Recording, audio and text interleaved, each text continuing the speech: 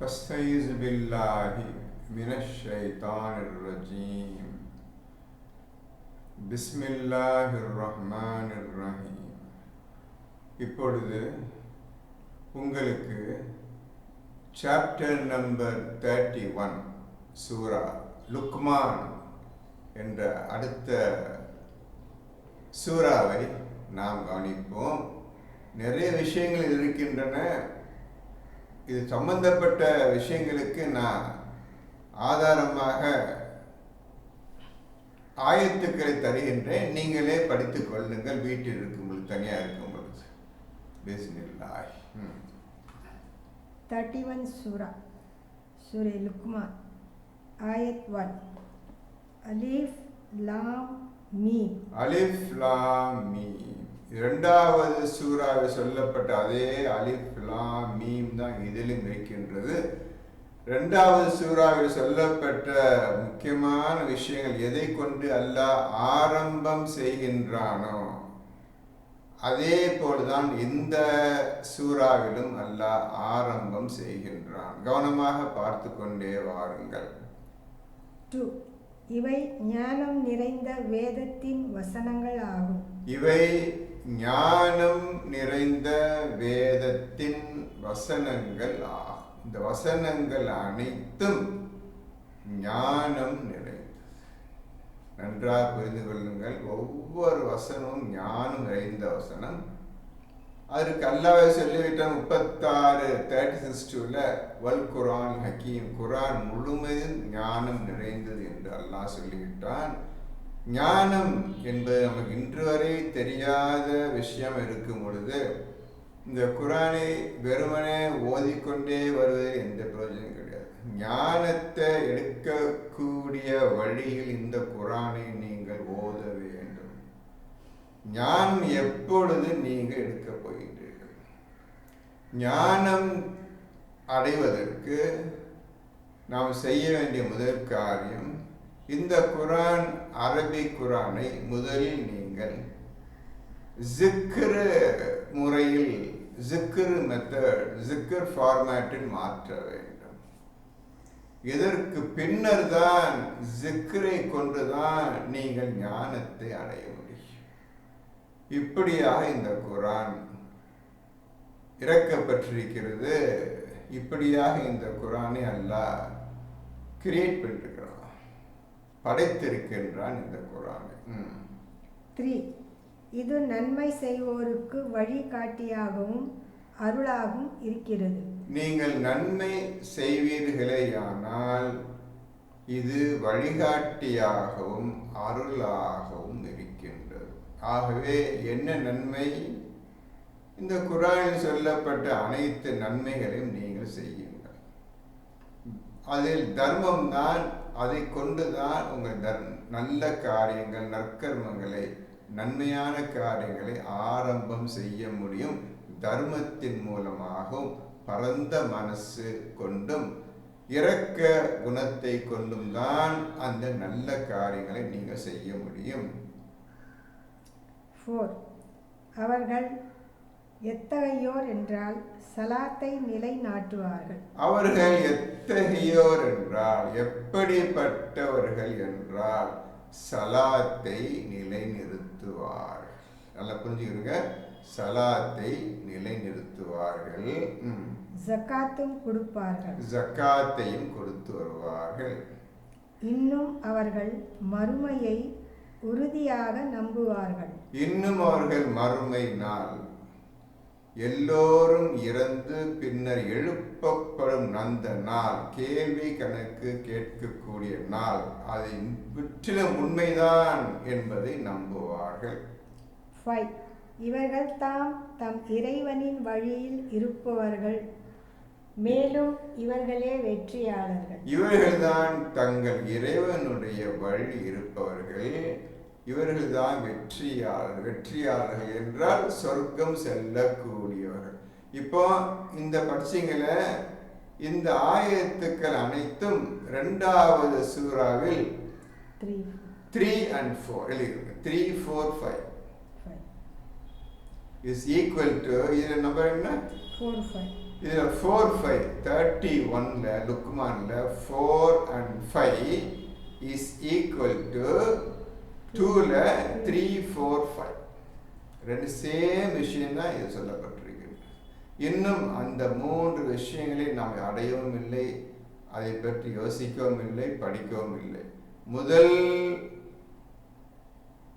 பக்கத்திலேயே இந்த விஷயங்கள் இருக்கின்றன. இந்த 5 விஷயங்கள் செய்யாதவர்களுக்கு நரகம்னு ஸ்டார்டிங் சொல்லி தான் அல்லாஹ் ஆரம்பம் செய்கிறான் 2வது சூறாவில். அதை தான் இதிலும் ஆரம்பமாகின்றது. 6. இவர்கள் தவிர மனிதர்களில் சிலர் இருக்கின்றார்கள், அவர்கள் அறிவில்லாமல் மக்களை அல்லாஹ்வின் பாதையில் இருந்து வழி கெடுக்கவும் அதனை பரிகாசமாக்கிக் கொள்ளவும் வீணான பேச்சுகளை விலைக்கு வாங்குகின்றார்கள். இத்தகையோருக்கு இழிவு தரும் வேதனை உண்டு. இப்போ அல்லாஹ் செய்ய சொன்னது மேலே பார்த்துட்டீங்க, 2 and 3, 3 and 4 பார்த்துட்டீங்க. அதுலேயும் 2ல் 3, 4, 5 பார்த்துட்டீங்க. இதுதான் ஒவ்வொரு மனிதனும் செய்யக்கூடிய காரியம். இதுதான் உங்களுக்கு அல்லாஹ் கட்டளையிட்டு. ஆனால் இந்த இன்று உள்ள மனிதர்கள் அன்றையிலிருந்த ரசூல் காலத்திலிருந்து இன்று வரை அவர்கள் செய்த காரியம் என்ன தெரியுமா? இப்போ வரி வரியாக படிக்கிறேன், கேட்டுக்கொள்ளுங்க. அவர்கள் அறிவில்லாமல் மக்களை அல்லாஹ்வின் பாதையில் இருந்து வழி கெடுக்கவும். இப்போ அவர் எந்த அறிவும் இல்லாமல், குரானை பற்றி ஓதாமல், இந்த சமாச்சாரம் என்னவென்றும் தெரியாமல், எந்த அறிவும் இல்லாமல் தாங்க எல்லாம் தெரிஞ்ச மாதிரி மக்களை வழி கெடுப்பதற்காக அதனை பரிகாசமாக்கி கொள்ளவும், அதனை அந்த விஷயத்தை, இந்த குரான்ல சொல்லப்பட்ட விஷயங்களை பரிகாசமாக ஆக்கி கேலியாக ஆக்கி கொள்ளவும். இதையெல்லாம் நீங்க படிக்க தேவையில்லை, நாங்க உங்களுக்கு சொல்லி தருகிறோம், இதன்படி நடங்கள் என்று சொல்லி மக்களை வழி தவறி கெட்ட வழியில் செல்வதற்காகவும் வீணான பேச்சுகளை விலைக்கு வாங்குகின்றார்கள். விலைக்கு வாங்குகின்றார். எதை? வீணான பேச்சுக்களை. நல்லா புரிஞ்சுக்கிறேன் தம்பி. நீங்க உண்மையே உங்க எடுத்து சொல்றேன், நீங்க கேட்டுக்கிறங்க. உண்மையான்னு சொல்றது குரான் பார்த்துக்கிறங்க. அல்ல நீங்கள் செய்யக்கூடிய காரியங்கள் உண்மைதானா சரிதானா என்பதை நீங்க குரானிலிருந்தும் பார்த்து கொள்ளுங்கள்.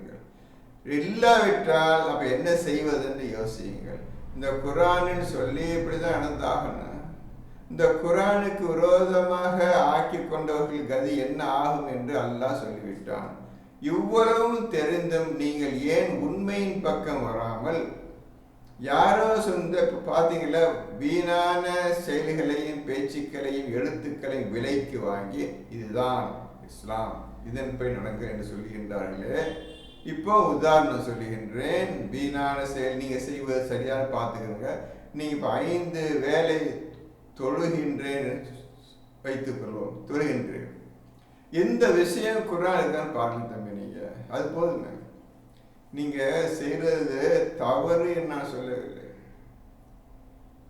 சரி என்றும் நான் சொல்லவில்லை. நீங்களே குரானை ஓதி பார்த்துக்கிறங்க. எங்கேயாவது எந்த இடத்துலையாவது 5 வேலை தொழுங்கள், அது இந்த மாதிரி ஆக்ஷன் இல்லைங்க, கட்டுங்க, முட்டுங்க, தலையை போய் தரையில முட்டுங்க, இதுல என்ன உங்களுக்கு நன்மை கிடைக்கின்றது? இப்படி சொல்லவே இல்லையே. அப்படி சொல்லாதிருக்க இந்த முட்டாள்கள் கூட்டம் உங்களை கெட்ட வழி செல்வதற்காக இப்படிதான் ரசூல் செய்தார், இதுதான் சரியான முறை, இதுதான் இஸ்லாம் என்று சொல்லுகின்றீர்களே. அப்ப நீங்க பார்க்க இது இருக்குதா இல்லைன்னு பார்க்க வேண்டாமா?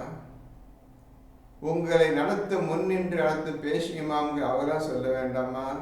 இந்த மாதிரி குரான் இருக்குது, நாம் செய்வது குரான்ல கிடையாது, நாம் ஒழுங்காக ஓத வேண்டும், ஓதி அதன்படி நடக்க வேண்டும் என்றுதானே உங்களுக்கு தினந்தோறும் சொல்ல வேண்டும். அதை நீங்களே படித்து கொள்ளலாமே, யார்கிட்ட கேட்க தேவையில்லையே. உங்க கையில குரான் வந்து விட்டது, நீங்களே ஓதி உண்மை எது சரி என்று பார்த்து உங்கள் வழியை அமைத்துக் கொள்ளலாமே. யாரும் உங்களுக்கு, எந்த மனிதனும் உங்களுக்கு சர்டிபிகேட் தரணும் அவர் சொல்றபடிதான் கேட்டு நடக்க பேச்சு இஸ்லாத்துல கிடையாதுப்பா. நீங்கள் ஆச்சு, இந்த குரான் ஆயிடுச்சு. நீங்களும் குரான் உட்கார்ந்து வேண்டியதான். குரானை நீங்கள் படித்து நீங்கள் தான் முன்னேறிக்க. நல்லா என்ன சொல்லி பார்த்துக்கிறங்க. எப்படி அல்லாட்ட கேட்க வேண்டும் என்று அல்லாவே சொல்லியிருக்கிறான், அதை எப்படி கேளுங்க. வர்ற விஷயத்தை நீங்கள் செயல்படுத்துங்க. அவ்வளோ முடிஞ்சு போச்சு. எந்த மனிதனும் உங்களுக்கு உதவி செய்யவோ அல்லது உபதேசம் செய்யவோ இந்த குரானுக்கு விளக்கம் கூறவோ முடியவே முடியாது. அதை நீங்கள் மறந்து விடுங்கள். மனிதர்களால் ஒரு காரியம் செய்ய முடியாது. அல்லாஹ் தான் உங்களுக்கு கற்றுத்தருவான். ஆகவே இவர்கள் தான் சொந்த லாபத்துக்காக, மக்களை கெடுப்பதற்காக அவர்கள் குரானே பிடிக்காதவர்களுக்கு, பிடிக்காத கூட்டத்தினர் யாரு? குரானுக்கு எதிரிகள், இஸ்லாத்துக்கு எதிரிகள். இந்த மாதிரி வேஷம் போட்டுக்கிட்டு நாங்கள் சொல்வதை கேளுங்கள் சொல்லுகிறார்கள். நீங்களும் அதன் பின்னாலே போகின்றீர்கள். உண்மையை பார்த்து கொள்ளுங்கள். அதுக்கு பின்னால் எந்த முடிவும் எடுத்துக்கொள்ளுங்கள். உண்மைதான் சொல்றேன், இந்த மாதிரி இல்லை. அதே போல் நீங்கள் பிடிக்கும் 30 நோன்புகள் அது கிடையாது, கிடையவே கிடையாது. நீங்க பார்த்துக்கிறங்க, முழுமையா ஓதி பாருங்க. இருக்குதான் காட்டுங்க. 30 நோன்பு பிடிங்க, அப்படி இருக்குதான் பாருங்க. அதுவும் கிடையாது. இல்லாத ஒவ்வொரு விஷயம் இருக்கு, அதை விட்டுட்டு இல்லாத உங்களுக்கு சொல்லி இதான் சரியான வழி என்று சொல்லி பொய்ய விலைக்கு வாங்கி, வீணான பேச்சை விலைக்கு வாங்கி, இதையே புத்தகமாக எழுதி, நிறைய புத்தகம் குரானுக்கு பதிலாக எக்கச்சக்கமான புத்தகம் வந்துவிட்டன. அந்த புத்தகத்தை யாரெல்லாம் தப்பல்ல இஸ்லாத்துக்கு விரோதிகளை தான் எழுத முடியும். யோசிச்சு பாருங்களேன். குரான் ஒன்று சொல்லியிருக்க, அதை அப்படி மறைத்து விட்டு குரானுக்கு விரோதமான விஷயங்களை எழுதி வைத்து கொண்டு இதை நீங்கள் பின்பற்றுங்க, நீங்கள் இஸ்லாமியர்கள் சொல்கிறார்களே, கொஞ்சமாவது நீங்கள் பார்க்க வேணாம் தெரியுமாருங்களே. உண்மையை பாருங்களேன். இன்னைக்கு நீங்கள் பார்த்து கொண்டிருக்கின்றீர்கள், எத்தனையோ மதரசாக்கள் இருக்கின்றன. அவர் சொன்னாங்க இருக்குதுன்னு சொன்னாங்க. தம்பி கொஞ்சம் பாருங்க தம்பி. அல்லது நிறைய இப்போ குரான் கிளாஸ், குரான் காலேஜ் கட்டுறாங்க, லட்சக்கணக்கான ஃபீஸை வாங்கிட்டு இன்னைக்கு சொல்லி தர்றாங்கல்ல, குரான் சொல்லித்தரப்படும் குரான் காலேஜ் சொல்லி ஆலிம் பட்டம், அவங்களுக்கு ஆலிமா பட்டம் கொடுக்கின்றார்களே. யாருக்காவது ஒரு ஆளுக்காவது குரானை பற்றி தெரியுமா? அப்ப எதை கற்றுத்தர்றாங்க யோசிங்களேன். குரானுக்கு விரோதமான செயலை கற்றுத்தருவதற்கு குரான் காலேஜ், மதரசாக்கள், பள்ளிவாசல் இருக்கின்றன. தவிர குரானை சொல்லி தர்றதுக்கு அவங்களுக்கு யோசிப்பாங்க. ஆலிம் ஆலிம் ஆலிம்னு ஊர் பூரா பட்டம் வாங்குறீங்க தம்பி. நீங்க அந்த காலேஜில் படிச்சுட்டு இந்த மதரசாவில் படிச்சுட்டு பட்டம் வாங்குறீங்க. யாருக்கையாவது பட்டம் வாங்க, யாருக்கையாவது போய் இந்த மாதிரி குரான் இருக்குது தம்பி, நீங்க என்ன இந்த மாதிரி இருக்குன்னு கேளுங்க, ஒன்றும் பேச மாட்டாங்க. அப்போ நீங்க யாரு? நீங்க இப்போ புரிஞ்சுக்கிறீங்க, நாங்கள் இஸ்லாத்தை விட்டு வெளியேறியவர்கள், இஸ்லாம் எங்க சம்மந்தம் கிடையாது, நாங்கள் புதிய மதத்தை ஏற்படுத்தி அதன்படி நடக்கக்கூடியவர்கள், நான் எங்களுக்கு குரானுக்கு சம்பந்தம் இல்லை என்ற முழு விஷயத்தின் அடிப்படையில் தான் இந்த இஸ்லாமிக் காலேஜ், குரான் காலேஜ், மதரசாக்கள், பள்ளிவாசல்கள் இந்த இதுக்காக நடக்கிறத தவிர எந்த நன்மையும் குரானை பின்பற்றி நடக்க வேண்டும் என்ற எண்ணத்துடன், மக்களுக்கு குரானை சொல்லிக் கொடுக்க வேண்டும் என்ற எண்ணத்துடன் எந்த காலேஜும் கிடையாது, எந்த மதரசாவும் கிடையாது, எந்த பள்ளிவாசலும் கிடையாது. நீங்களே பார்த்துக்கணும். நான் சொல்லு உண்மையா பையான்னு பார்த்துக்கோங்க. ஏதாவது உண்மை இருந்தால் கேளுங்க, சொல்லித்தர்றேன். ஏதாவது இந்த மாதிரி செய்கிறாங்களே, இந்த மாதிரி செய்கிறாங்களே, இப்போ எப்படி எது கேளுங்க. உங்கள் உண்மை எடுத்துக்கிறாங்களேன்னு எடுத்துக்காரு. எது செய்யணும், எது செய்யக்கூடாது என்று அல்லாஹ் சொல்லி விளக்கமாக குரான்லேயே காட்டுங்க. நான் எது சொல்ல தேவையில்லை, உங்களுக்கு ஆதாரமாக நீங்கள் புரியும்படி குரான்லேருந்தே உங்களுக்கு எடுத்து காட்டுகின்றேன். அப்போ வீணான பேச்சுக்கள் என்றால் இந்த குரானை தவிர்த்து நீங்க என்னெல்லாம் செய்கின்றீர்களோ, இதோ உதாரணத்துக்கு 2 சொல்லிட்டேன். 30 நாள் நோன்பு வீணான தேவையில்லை, அல்ல செய்ய சொல்றேன். 5 வேளை தொழுகைன்னு வைத்துக் கொண்டு அது சொல்லப்படாத அனைத்து செயல்களையும் அதுக்காக செய்து கொண்டிருக்கின்றீர்களே, அது வீணான செயல், குரான் என்ன சொல்லப்படவில்லை. அதை வைத்துக்கொண்டு நீங்க இஸ்லாத்தை உடைஞ்சுட முடியாது, சொர்க்கமும் போய்விட முடியாது. இப்படி 2 உதாரணம் சொன்னேன். 3வது உதாரணம், அந்த அவங்க செய்ய நீங்க ஹஜ்ஜு போறீங்க, அதுவும் கிடையாது. நீங்க செய்யற ஹஜ்ஜு கிடையாது. ஹஜ்ஜு இருக்குது, குர்ஆன்ல ஹஜ் என்ற வார்த்தை இருக்குது. ஹஜ்ஜை நீங்க நிலைநிறுத்தன அல்லாஹ்வுக்காக நீங்க பூர்ணமாக்கணும் ஹஜ்ஜையும் உம்ராவையும். நீங்க செய்யற ஹஜ் குர்ஆன்ல சொல்லப்படாத செஞ்சுக்கிட்டு இதான் ஹஜ்ஜு சொல்றீங்க, அது தவறான காரியம். அதையும் உங்க விருப்பம் இருந்து ஒழுங்கா புரிஞ்சு சொல்லித்தாங்க. இது என்ன விஷயம், இது 3 தப்பு சொல்றீங்களே அவர் கேட்டீங்கன்னா சொல்லித்தாங்க, விஷயம் உண்மை தெரிஞ்சுக்கிறேன். அதுக்கப்புறம் நீங்க இல்ல நான் குர்ஆன்லாம் ஒத்து வராத படிப்படி இருக்கிறோம் என்று அது ஆரம்பம். நான் தப்புன்னு சொல்ல, ரைட்னு சொல்ல, நீங்க வாங்கன்னு சொல்ல. ஒரு உண்மை இந்த மாதிரி குர்ஆன் புக்குன்னு இருக்கு, அதுக்கு மாறாக நடந்தால் நரக வேதனைன்னு அல்லாஹ் சொல்லிவிட்டான். அதிலிருந்து எப்படி தப்பிப்பது? ஆனா நான் இப்ப செய்வோன்னு இல்லை நினைக்கிறீங்க, அதான் அல்லாஹ் சொல்றேன், செய்யாதுங்க. வீணான பொய்களை விளைக்கும். அது நிறைய புத்தகத்தை நீங்க பார்த்துருப்பீங்க, ஹதீஸ் புத்தகங்கள், அந்த புத்தகங்கள், இந்த புத்தகம், புகாரி புத்தகங்கள், புகாரி இப்படி எக்கச்சக்கம் வந்துருச்சு.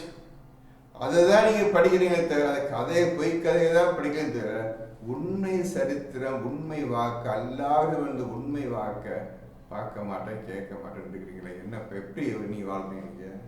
அல்லாஹ் வேண்டாம், அல்லாவோட பேச்சு வேண்டாம், அல்லாவோட களிமா, அல்லாவோட ஆயத்துக்கள் எதுவும் வேண்டாம், நாங்க எங்க இஷ்டப்படி படிப்போம்னு போறீங்களே, என்ன காரணம்? சரி, இத்தகையோருக்கு இழிவு தரும் வேதனை உண்டு. இப்போ குர்ஆன் படி நடக்காதவருக்கு, இந்த மக்களுக்கு இழிவு தரும் வேதனை உண்டுன்னு சொல்லிட்டான். நல்லா புரிஞ்சுக்கணும் தம்பி, அல்லாஹ் சொல்றான், நம்மளை பார்த்து சொல்றான். ஆனா யாரும் பயப்படுற மாதிரி இல்லை. 7. அத்தகையவனுக்கு நம்முடைய வசனங்கள் ஓதி காண்பிக்கப்பட்டால் அவன் அவற்றை கேட்காதவனைப் போல் அவன் தன் இரு காதுகளிலும் செவிட்டதனம் இருப்பது போல் பெருமை கொண்டவனாக திரும்பி விடுகிறான். இப்போ இந்த குர்ஆன் விஷயம் இந்த மாதிரி இருக்குது. அன்னைக்கே ரசூல் சொல்லும் போது கேட்காத மாதிரி செவரண்ணா அப்படி காட்டுகிற மாதிரி போயிட்டான். அல்லாஹ் சொல்றான், இந்த மாதிரி உங்களை சொல்லியும் செவட மாதிரி போறான்பா, கேட்க கூட மாட்டுக்கிறான். அல்லாஹ் சொல்லுகின்றான். அதே தான் இன்னைக்கு இந்த நிமிஷம் நடந்துட்டு இருக்கு. நீங்க என்னைக்கு இது இப்போ சொன்னவங்களுக்கு இந்த 3 விஷயம் குர்ஆன் கிடையாதுன்னு சொன்னவங்களுக்கு இப்போ நீங்க கேட்டுக்கிட்டீங்க. இப்போ நீங்க என்ன செய்றீங்க? இந்த அல்லாஹ் சொன்ன உதாரணத்துல பேசுறீங்க. செவட மாதிரி ஒண்ணு கேட்காத மாதிரி உங்க வாழ்க்கை போயிட்டு இருக்குத. இப்போ அன்னைக்கு சொன்ன அதே வார்த்தை நிலை செய்க்குதப்ப அன்னைக்கு என் உண்மையை தெரிஞ்சுக்கிட்டுங்கிறது அல்லாஹ் சொல்றான். இது அல்லாஹுக்கு எந்த பதிலும் இல்லாம தேவையில்லாம அல்லாஹ் பேசிட்டு இருக்கிறீங்க. தேவையில்லாம அல்லாஹ்வே தெரியாது உங்களுக்கு, அல்லாஹ் புரியாது, இறைவனையும் புரியாது, எதுவுமே புரியாத நிலையில சும்மா அல்லாஹ்னு சொல்லிக்கிட்டு இந்த உண்மை விஷயத்தை விட்டுட்டு பொய்யான விஷயம் நம்பி போயிட்டு இருக்கிறீங்க. நல்லது சொல்லு கேட்காத மாதிரி போறீங்க. இந்த மாதிரி அவமானப்படுத்துறீங்க. அல்லாஹ் கூப்பிடுற, வாப்பா இந்த குர்ஆன் படி ஓதுங்கப்பா என்று கூப்பிடுகின்றான். முடியாத இந்த பதில் சொல்லாமையே நீங்க திமிராக பெருமையாக போறீங்கன்னு அல்லாஹ் சொல்றான். இன்னைக்கு போய் கொண்டிருக்கிற மக்களை பார்த்து சொல்றாங்க. அவங்க தான் இன்னைக்கு மதரசால படிச்சு வெளியே வந்தவங்க, காலேஜ், அரபிக் காலேஜ், குர்ஆன் காலேஜ் அல்லது படிச்சு வெளியே வந்தவங்க கூட்டமா எல்லாம் ஆலிம் பட்டம் பெற்றவர்கள். யார் ஆலிம் என்ற என்ன அர்த்தம் தெரியுமா? ஆலிம் என்றால் எல்லாம் அறிந்தவர். எல்லாம் அறிந்தவர் யாரு? அல்லாஹ் ஒருத்தன் தான். தனக்கு ஆலிம் பேர் வச்சுக்கிட்டு உட்படாத விஷயங்களை செய்து கொண்டு தன்னை ஆலிம் என்று கூறிக்கொண்டிருக்கின்றார்கள். நீங்களும் அவரையும் நம்பி எங்களுக்காக துவா செய்யுங்க, அது செய்ய போயிட்டு இருக்குது. இது பெரிய தப்பு ஒன்று அல்லாஹ் சொன்ன நரக வேதனை ஒன்று சொல்லிட்டான்.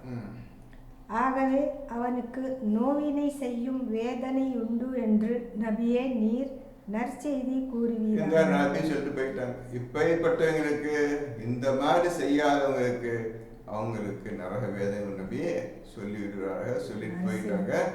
இன்னைக்கு வரையும் நரக வேதனை வேண்டும் என்றுதான் 1450 வருஷமா போயிட்டு இருக்கு. எல்லாம் அரசு போயிட்டு இருக்காங்க, அவங்க எல்லாம் அரசு போயாச்சு. 8. நிச்சயமாக நம்பிக்கை கொண்டு நற்செயல்கள் செய்பவர்களுக்கு பாக்கியமுள்ள சோனபதிகள் உண்டு. எவர்கள் அல்லாஹ் சொன்ன பேச்சின் மீது நம்பிக்கை கொண்டு நற்செயல்களை செய்கின்றார்களோ அவர் பாக்கியம் உண்டு, சொர்க்கம் உண்டு என்று அல்லாஹ் சொல்லுகின்றார். 9. அவர்கள் அதில் நிரந்தரமாக இருப்பார்கள். அல்லாஹ்வின் வாக்குறுதி உண்மையானது. அவன் யாவற்றையும் மிகைத்தவன், ஞானம் மிக்கோன். அவன் சொல்லியபடி நடந்தால் வாக்குறுத்தபடி உங்களுக்கு சொல்ல மாட்டான். வாக்குறுதியில் மீற மாட்டான். ஜாக்கிரதை இருந்துக்கன்னு ஆண்டவன் நன்மை செய்பவர்களுக்கு சொல்லுகின்றான். தீமை செய்வதும் போயிட்டாங்க, வேணும்னு போயிட்டா, சொர்க்கம் வேண்டாம் என்று போய்விட்டார்கள். அவர்கள் தான் இந்த 5 வேளை தொழுகை போயிற்று இல்லாத செய்து கொண்டு இருக்கின்றார். அது உலகம் பூரா என்ன ஆச்சுங்கட்டா, அது ஒரு ஜாலியா போயிடுச்சு. இது குரான் படி நடப்பது என்றால் எதையுமே நீங்க வெளியே காட்ட முடியாது.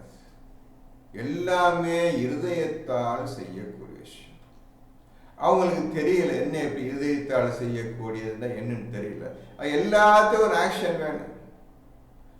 கட்டணும், பள்ளிவாசல கட்டணும், கையை கட்டணும், முட்டில முட்டணும், தலையை கொண்டு போய் தரையில தட்டணும். இதுல என்ன விஷயம் இல்லை, என்ன விஷயம் உங்களுக்கு தேவை இருக்குது, நன்மை இருக்குது.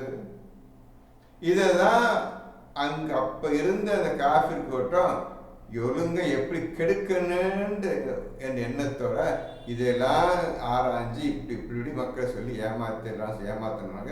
எல்லாம் ஏமாந்து விழுந்தாங்க. எப்படி தௌராத்துக்காரங்க அவங்க ஒரு ஆக்ஷன், எல்லாத்துக்கும் ஆக்ஷன்.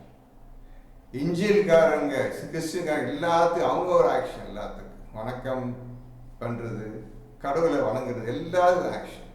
அது நம்மளுக்கு ஒரு ஆக்ஷன் வேணும்னு சொல்லி இந்த மாதிரி அவங்க ஒரு மொழி ஏற்படுத்திக்கிட்டாங்க.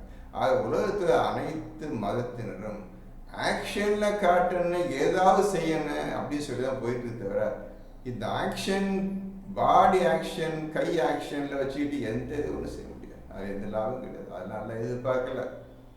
இப்படி நீங்க செய்யற மாதிரி இப்ப கூட்டம் கூட உலக மக்கள் பூரா பள்ளிவாச கட்டி கொண்டு வரிசையாக நிக்கிறீங்க.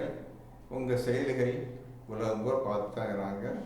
இப்போ இந்த மாதிரி ரசூல் செய்தார்களா? இதான் கேள்வி. நீங்க செய்கின்ற மாதிரி ரசூல் செய்தார்களா? அல்லது ரசூல் இந்த குரானை ஓதி காட்டும் பொழுது இந்த மாதிரி செய்யுங்க என்றாவது சொல்லியிருக்கின்றார்களா? அல்லாஹ் கொடுத்த குரான், அல்லாஹ் இந்த மாதிரி நீங்க செஞ்சு கொண்டிருக்கின்றீர்களே, இந்த மாதிரி செயல் குரான் எங்கேயாவது போடப்பட்டிருக்கின்றதா என்பதை மட்டும் பாருங்க. உங்களுடைய செயல் தாராளம் செய்யுங்க, வேணாம் சொல்லல. நீங்க செய்வது சரியா தவறா, உண்மையா பொய்யா, அல்லாஹ் சொன்னது என்ன, நாம் செய்வது என்ன என்பதை மட்டும் நீங்க தீர்மானித்து முடிவுக்கு வாருங்கள். 10. அவன் வானங்களை தூண்களின்றியே படைத்துள்ளான், அதனை நீங்களும் பார்க்கிறீர்கள். பூமியில் உங்களை கொண்டு அது அசையாதிருப்பதற்காக அவன் மலைகளை உறுதியாக நிறுத்தினான். மேலும் அதன் மீது எல்லாவிதமான உயிரினங்களையும் அவன் பரவவிட்டிருக்கின்றான். இன்னும் நாமே வானத்திலிருந்து மழையை பொழிய செய்து பின்புற்று பூண்டுகளில் அழகான ஒவ்வொரு வகையையும் அதில் நாம் முளைப்பித்திருக்கின்றோம். வானங்களை எவ்வாறு தூண் இல்லாமல் அது நிற்கின்றது உயர்த்திருக்கின்றோம் பார்த்தீர்களா? அது எப்படி இருக்கின்றது, யார் படைத்தது என்பதை ஃபர்ஸ்ட் நீங்க யோசிப்பாங்க. யார் படைச்சிருப்பாங்க? எப்பேற்பட்ட வானத்தை, அதுக்கு தூணே கிடையாது, எப்படி நிக்குதுன்னு பாருங்க. அடுத்தது அது நீங்க பார்க்குறீங்க, ஆனா எந்த தூண் எந்த அஸ்வாத நிற்கிறது, இது எப்படி படைக்கப்பட்டிருக்கிறது, எவ்வாறு உயர்த்தப்பட்டிருக்கின்றது என்பதை சிறிது சிந்தியுங்கள்னு சொல்றாங்க. என்னைக்காவது நீங்க இந்த அல்லாஹ் சொன்ன வார்த்தையின்படி சிந்திச்சிங்களா? இல்லையில இந்த குரானே இன்னைக்கு வரையும் தொண்டிலப்பா. அடுத்த லைன், பூமியில் உங்களை கொண்டு அது அசையாதிருப்பதற்காக அவன் மலைகளை உறுதியாக நிறுத்தினான். நீங்க பூமியில் இருக்கிறீங்க. சயின்ஸ் தமிழ்மார்களே, எல்லாத்துக்கும் ஒரு சயின்ஸ். பூமியில் நீங்கள் இருக்கின்றீர்கள், உங்களை தூக்கி கொண்டுதான் மற்ற எல்லா பொருள்களையும் சுமந்து கொண்டுதான் இந்த பூமி சுத்தி கொண்டே இருக்கின்றது. விடாமல் என்னைக்கு ஆண்டவன் படைச்சானோ அன்னையிலிருந்து இது சுழன்று கொண்டே இருக்கின்றது. அதில் நீங்களும் சுத்தி கொண்டே இருக்கின்றீர்கள். இப்படி சுத்தி கொண்டு இருப்பது உங்களுக்கு கண்ணுக்கு தெரியுதா? நீங்க இருந்தபடியாக இருக்கின்றீர்கள். உங்களுக்கு எந்த பூமி அசைவு தெரியல. அது சுத்துறதுனால உங்களுக்கு எந்த மயக்கமோ அல்ல உங்களுக்கு வேலையில ஏதாவது தடுமாற்றமோ செய்ய முடியாத டிஃபிகல்ட்டிஸோ எதுவுமே இல்லாமல் இருக்கு. இது எப்படி சாத்தியம்? இது என்ன மாதிரி படைச்சிருக்கிறான் ஆண்டவன். அதில் உங்களை எப்படி அவன் உட்கார வச்சுக்கிறான், அவன் நிலை பெற்று வச்சிருக்கிறான்னு பார்த்தீர்களா? அந்த பூமி சாய்ந்து விடாமல் இருப்பதற்காக உங்களை சுமந்து கொண்டு சுற்றி கொண்டிருக்கும் பூமி அது சாய்ந்து விடாமல் இருப்பதற்காக உறுதியான மலைகளை அவன் அதில் உண்டாக்கி இருக்கின்றான் இந்த பூமியின் மீது. படிங்க, திருப்பி படிங்க. உங்களை கொண்டு பூமியில் உங்களை கொண்டு அது அசையாதிருப்பதற்காக அவன் மலைகளை உறுதியாக நிறுத்தினான். அது சாய்ந்து விடாமல் இருப்பதற்காக. ஏற்கனவே அது 33 டிகிரி சாய்ந்து சுத்திட்டு இருக்குது. அது சாய்ந்து விடாமல் உங்களை தூக்கிட்டு சாஞ்சிடாம இருப்பதற்காக உங்களையும் தூக்கி கொண்டு இந்த பூமி கவுந்து விடாமல் சாய்ந்து விடாமல் இருப்பதற்காக அவன் உறுதியான மலைகளை ஏற்படுத்தியிருக்கின்றான் இந்த பூமியில். அதுதான் இப்போ கேள்வி என்னவென்றால், பூமி சுழன்று கொண்டே சுற்றி கொண்டே இருக்கின்றது. அது எந்தவித சந்தேகமும் கிடையாது. மனிதர்களும் அது இருக்கின்றார்கள். இதில் எங்க சாய்ந்து விட போகுது என்று அல்லாஹ் சொல்றான். நீங்க சாய்ந்து விடாமல் இருப்பதற்காக ஒரு மலையை தூக்கி தான் சுத்துது. பூமியில என்னென்ன பொருள்கள் இருக்கின்றதோ அவை அனைத்தையும் சுமந்து கொண்டுதான் சுத்திட்டு இருக்குது. இது என்ன சாய்ந்து விடாமல் இருப்பதற்காக என்ன தம்பி புரிஞ்சுக்கிட்டீங்க? என்ன புரிஞ்சுக்கிட்டீங்க? இதை புரியுதா? இது என்னைக்காவது சிந்திச்சிங்களா? இந்த மாதிரி ஆண்டு சொல்றான்னு என்ன விஷயம் பார்த்தீங்களா? சுத்திட்டு இருக்க பூமி எல்லா பொருள்களையும் வைத்து கொண்டு மலைகளையும் சுமந்து கொண்டு உங்களையும் தூக்கி கொண்டு தான் சுத்திட்டு இருக்குது. சாய்ந்து விடாமல் இருப்பதற்காக என்ன அர்த்தம்? அதுக்காக உறுதியான மலை வச்சதுனால அது சாய்ந்தாம சுத்திட்டு இருக்குன்னு சொல்றான்ப்பா. இது அர்த்தம்ப்பா. இல்லை என்ன புரிஞ்சுக்கிட்டீங்க? இல்லை என்ன உண்மை இருக்கு படைப்புல? இந்த படைப்பை பத்தி என்ன புரிஞ்சுக்கிட்டீங்க?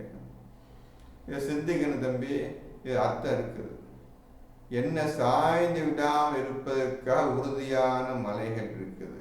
இந்த சாய்ந்து விடாமல் இருப்பதற்காக அந்த வார்த்தை வைத்துக்கொண்டு உறுதியான மலை எப்படி சாய்ந்து விடாமல் பூமியை காப்பாற்றி கொண்டிருக்கின்றது என்பதை நீங்கள் புரிந்து பதில் சொல்ல வேண்டும்.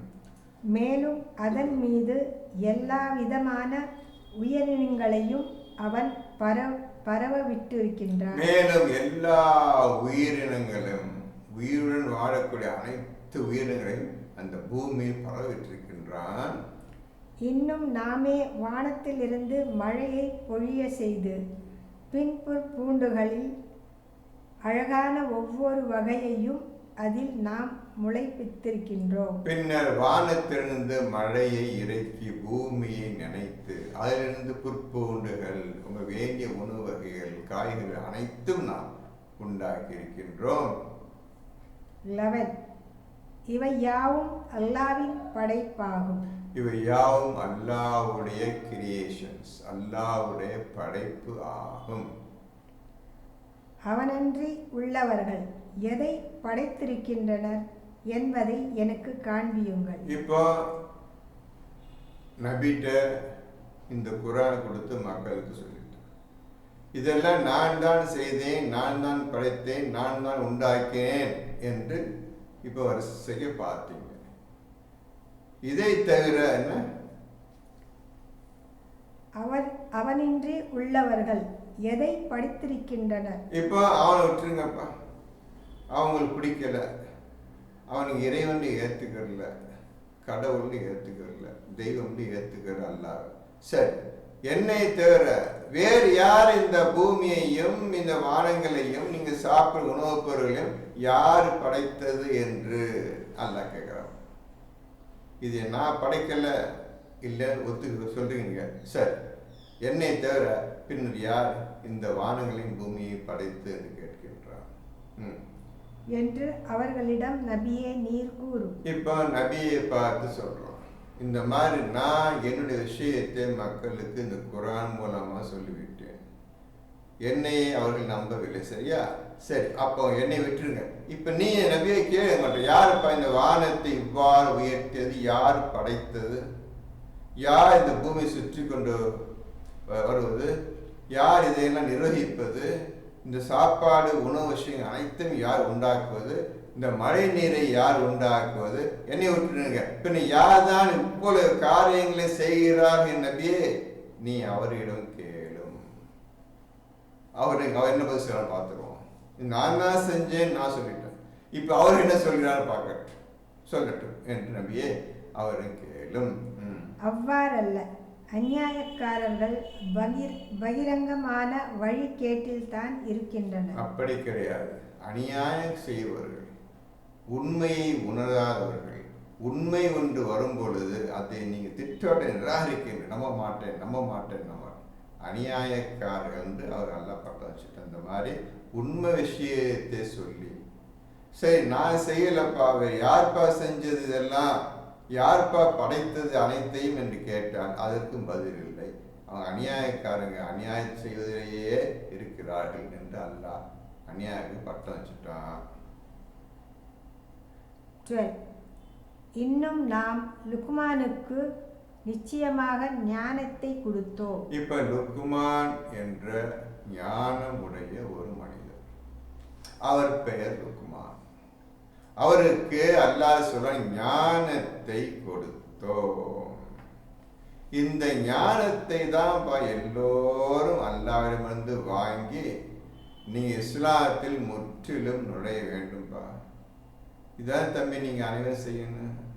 அவருக்கு கொடுத்தார், ஞானத்தை கொடுத்தோம் என்று லுக்மான் என்ற மனிதரை பற்றி அல்லாஹ் சொல்லுகின்றான்.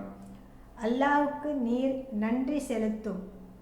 ஏனென்றால் எவன் நன்றி செலுத்துகிறானோ அவன் தனது நன்மைக்காகவே நன்றி செலுத்துகிறான். இப்போ அல்லாஹ் லுக்மானுக்கு சொல்றான், அல்லாஹ்வுக்கு நீர் நன்றி செலுத்தி வருவீராக, அல்லாஹ்வுக்கு நீர் நன்றி செலுத்தி வருவீராக. அப்படி நீர் யாரெல்லாம் நன்றி செலுத்துகின்றார்களோ அவர்கள் தம்முடைய நன்மைக்காகவே நன்றி செலுத்தி வருகின்றார்கள். நீங்க அல்லாஹ்வுக்கு நன்றி செலுத்தினால் அது உங்களுடைய நன்மைக்காகவே நீங்கள் அந்த காரியத்தை செய்கின்றீர்கள் என்று அல்லாஹ் கூறுகின்றான். உங்களிடம் ஒரு விஷயத்தை சொல்லுகின்றேன், நன்றி என்று உங்களுக்கு இந்த வார்த்தை அடிக்கடி பரிச்சயமானது. எல்லா விஷயத்தையும் நன்றி என்று சொல்லுகின்றீர்கள். இந்த நன்றி எப்படி செலுத்துவது? அல்லாஹ்வுக்கு நீங்கள் எப்படி நன்றி செலுத்துவீங்க? அல்லாஹ் சொல்லிட்டான். இப்ப நன்றி என்ற வார்த்தைக்கு உங்களுக்கு அர்த்தம் புரியாமல், அதனுடைய ஞான விளக்கம் தெரியாமல் நீங்கள் அல்லாஹ்வுக்கு நன்றி செலுத்த முடியாது. இன்று வரை அந்த நன்றி என்ற வார்த்தைக்கு எந்த மனிதனுக்கும் அர்த்தம் தெரியாது, அர்த்தம் சொல்லவே முடியாது. இப்பேற்பட்ட நிலையில் நீங்கள் மனிதர்கள் இருக்கின்றார்கள். எந்த காலத்தில் நீங்கள் நன்றி விஷயத்தை முழுமையாக அறிந்து கொண்டு எப்பொழுது நீங்கள் அல்லாஹ்வுக்கு நன்றி செலுத்த போகின்றீர்கள்? நன்றி செலுத்துவதற்கு அதை செய்யக்கூடிய முறை எப்படி எதுவுமே தெரியாது. இந்த மாதிரி நிலைமையில போயிட்டு இருக்குது உங்களுடைய வாழ்க்கை. இன்னும் எவன் நிராகரிக்கின்றானோ அவன் தன்னையே நஷ்டப்படுத்திக் கொள்கிறான். இப்போ எவன் இந்த விஷயத்திலிருந்து நிராகரிக்கின்றானோ, இதெல்லாம் தேவையில்லை எனக்கு, இந்த குர்ஆன் வார்த்தை எனக்கு தேவை கிடையாது, நான் இதன் பேர் நடக்க போவது கிடையாது, நான் நன்றி செலுத்த போவது தேவையில்லை என்று எவன் நிராகரிக்கின்றானோ நிச்சயமாக அவன் தனக்குத்தானே நஷ்டத்தை ஏற்படுத்தி கொண்டான், நரக வாழ்க்கையை சம்பாதித்து கொண்டான். நிச்சயமாக அல்லாஹ் எவரிடத்திலிருந்தும் தேவையில்லாதவன், புகழப்படுபவன். அவன் புகழுக்குரியவன்பா. உங்க உதவியோ உங்களுடைய செயல் எதுவுமே தேவையில்லை அவனுக்கு. உங்களை எதிர்பார்த்தோ எதுவுமே நடக்கலாம். அவன் பாட்டுக்கு அவன் சொன்னிய செயலை மக்கள் எத்தி வைக்கின்றான், பின்பற்றுங்கள். அப்படி பின்பற்றாவிட்டால் நிச்சயம் நரகவாசிகள் என்று தெளிவாக சொல்லிவிட்டான். உங்களிடமிருந்து அவன் எதையும் எதிர்பார்க்கவில்லை, உங்கள் உதவியும் தேவையில்லை, உங்களுடைய அரவணைப்பு எதுவுமே தேவையில்லை என்று அல்லாஹ் தனித்தவனாகவே இருக்கின்றான். 30 இன்னும் லுக்மான் தம் புதல்வருக்கு, என் அருமை மகனே, நீ அல்லாஹ்வுக்கு இணை வைக்காதே. இப்போ நிச்சயமாக இணை வைத்ததல் மிக மிக பெரும் அநியாயமாகும் என்று அவருக்கு அவர் உபதேசம் செய்தவராக கூறியதை. இப்போ அவருக்கு மகன், அவருடைய மகனுக்கு லுக்மான் அறிவுரை சொல்லுகின்றார். என்ன சொல்லுகின்றார்? தன் புதல்வனுக்கு பார்த்து, என் அருமை மகனே, நீ அல்லாஹ்வுக்கு இணை வைக்காதே. நீ அல்லாஹ்வுக்கு எக்காரணத்தை கொண்டும் இணை வைத்து விடாத. அல்லாஹ்வுக்கு பதிலாக இதை நம்பிடலாம், அல்லாஹ்விடம் உதவி கேட்பதற்கு பதிலாக இந்த மனிதனிடம் இந்த உதவி கேட்கலாம் என்று ஒரு காலம் இணை வைத்து விடாதே. First point. அதான் நீங்களும் செய், நானும் செய். எக்காலத்திலும் அல்லாஹ்வுக்கு இணை வைக்கக்கூடாது. அதுக்கு சுலபமாக 2 பாயிண்ட் சொன்னேன்.